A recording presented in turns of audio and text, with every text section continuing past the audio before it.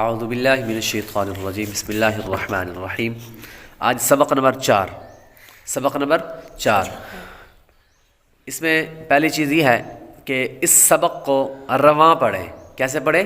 رواں یعنی بغیر جوڑ کے، جس طرح کہ ہم نے پیچھے پڑھا تھا حمزہ زبر آ، حمزہ زیر ای، حمزہ پیش او، با زبر با، با زیر بی، با پیش بو۔ تو یہ اسے کہتے ہیں جوڑ کے ساتھ پڑھنا، مطلب بغیر رواں کے۔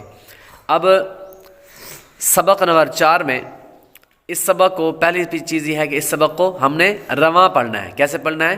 رواں مطلب بغیر جوڑ کے۔ کس طرح؟ جس طرح کہ تا تی تو، تو تی تو، ٹھیک ہے نا؟ آسان لفظوں میں یوں کہہ لیں کہ اس کو بغیر جوڑ کے پڑھنا ہے، ٹھیک۔ دوسری چیز، حرکات کی درست ادائیگی کا خاص خیال رکھیں۔ حرکات کی درست ادائیگی کا خاص خیال رکھیں، مطلب کہ حرکات کو جب پڑھنا ہے، حرکات کسے کہتے ہیں؟ زبر زیر پیش کو حرکات کہتے ہیں۔ زبر زیر پیش کو حرکات کہتے ہیں۔ حرکات کو پڑھنے کا طریقہ کیا ہے کہ بغیر کھینچے، بغیر جھٹکا دیے معروف پڑھنا ہے، ان کو لمبا بھی نہیں کرنا، تا زبر تا بھی نہیں کرنا اور جھٹکا تا بھی نہیں کرنا، تو نرمی کے ساتھ پڑھنا، ٹھیک ہے؟ تا زبر تا، تا زیر تی۔ دوسری چیز کیا ہے کہ حروف قریب الصوت، حروف قریب الصوت یعنی ملتی جلتی آواز والے حروف میں واضح فرق کریں۔ ملتی جلتی آواز والے حروف میں واضح فرق کریں، اسے حروف قریب الصوت بھی کہتے ہیں۔ قریب الصوت کا مطلب کہ جن کی آواز قریب قریب ہوتی ہے، مطلب ایک جیسی لگتی ہے، جس طرح کہ عام انسان پڑھتا ہے تا، تا زبر تا، اور تا زبر بھی تا ہی پڑھتا ہے، تو یہ ملتی جلتی آواز والے ہیں، تو ان میں ہمیں فرق کرنا ہے، ٹھیک ہے؟ یہ قاعدہ پڑھنے کا مطلب کیا ہے کہ ہم نے عام انسان جو پڑھتا ہے، عام لہجے میں جو پڑھا جاتا ہے، وہ کیا پڑھتے ہیں؟ تا زبر تا اور تا زبر تا، مطلب ایک باریک تا اور ایک موٹا تا، دونوں کو تا ہی پڑھ دیتے ہیں، زیادہ فرق نہیں کرتے۔ تو یہاں پر تیسرے جز کیا لکھا ہوا ہے کہ ملتی جلتی آواز والے حروف میں واضح فرق کرنا ہے، واضح فرق کرنا ہے، تو ہم نے اس میں فرق کرنا ہے، جس طرح کہ زا زبر زا اور ذال زبر ذا، ٹھیک ہے نا؟ تو ایک سختی کے ساتھ ہے اور دوسرا نرمی کے ساتھ ہے، لیکن عام طور پر کیسے پڑھتے ہیں؟ عام انسان کیسے پڑھتا ہے؟ دونوں کو زا اور ذا پڑھ دیتا ہے، ٹھیک ہے نا؟ تو زیادہ خاص فرق نہیں ہوتا، تو ہم نے ان میں فرق کرنا ہے، جس طرح کہ زا اور ذا، ٹھیک ہے؟ اسی طرح سین اور صاد، اس طرح سین اور صاد، سین زبر سا اور صاد زبر صا، ٹھیک ہے؟ عام طور پر کیا پڑھا جاتا ہے؟ سا اور سا، دونوں میں ایک ہی جیسا پڑھا جاتا ہے، کوئی لفظوں میں واضح طور پر فرق نہیں کیا جاتا۔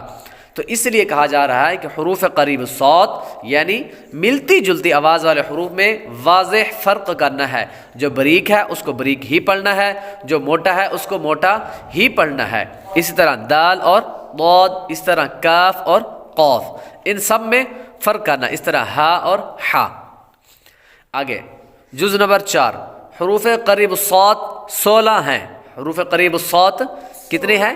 16، مطلب جن حروف کی آواز ملتی جلتی ہے وہ کتنے ہیں؟ 16، جس طرح کہ تا تو، تا اور تو۔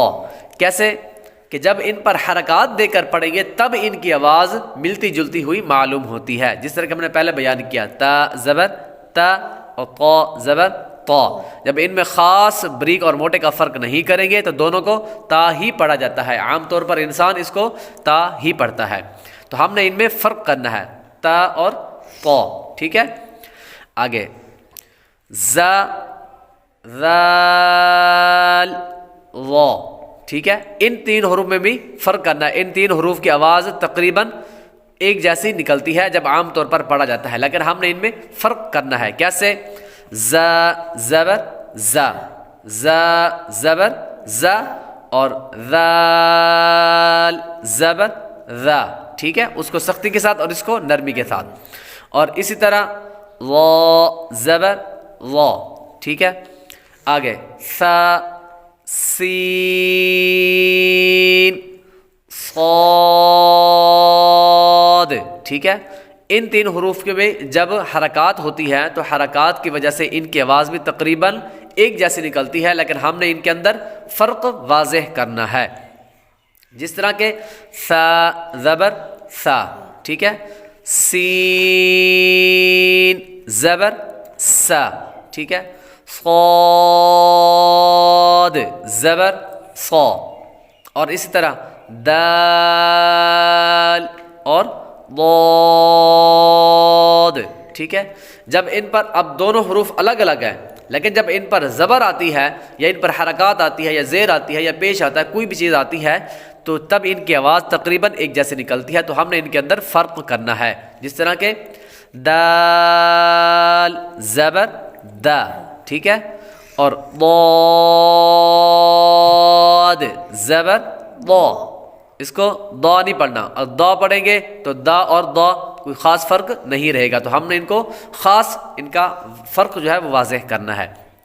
اسی طرح کاف اور قاف، ٹھیک ہے، جب ان دونوں کی آواز، جب ان دونوں پر حرکت ہوتی ہے تو عام طور پر اس کو کاف ہی پڑھا جاتا ہے. جس طرح کہ کاف زبر کا اور قاف زبر قا.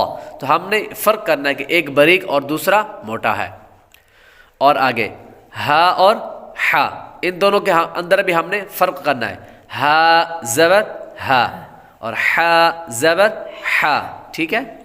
اسی طرح حمزہ زبر آ اور عین زبر آ، ٹھیک ہے. اب ان دونوں لفظ تو الگ الگ ہیں، لیکن جب ان پر حرکت آئے گی تو حرکت کی وجہ سے ان دونوں کی آواز بھی ایک جیسی نکلتی ہے. جس طرح کہ حمزہ زبر آ اور عین زبر آ. عام طور پر کیا پڑھتے ہیں؟ حمزہ زبر آ اور عین زبر آ، عین زبر آ، دونوں کو ایک جیسا ہی پڑھتے ہیں. تو ہم نے ان کے اندر فرق کرنا ہے. ٹھیک ہے، 4 جز ہو گئے. پہلا جز ایک سبق کو رواں پڑھنا ہے، دوسرا جز حرکات کی درست ادائیگی کا خاص خیال رکھنا ہے، اور تیسرا جز کیا ہے؟ حروف قریب الصوت یعنی ملتی جلتی آواز والے حروف میں واضح فرق کرنا ہے. اور حروف قریب الصوت کتنے ہیں؟ 16. تو یہ آپ نے یاد بھی کرنے ہیں اور ان کے اندر فرق بھی کرنا ہے، وہ بھی اچھے طریقے کے ساتھ.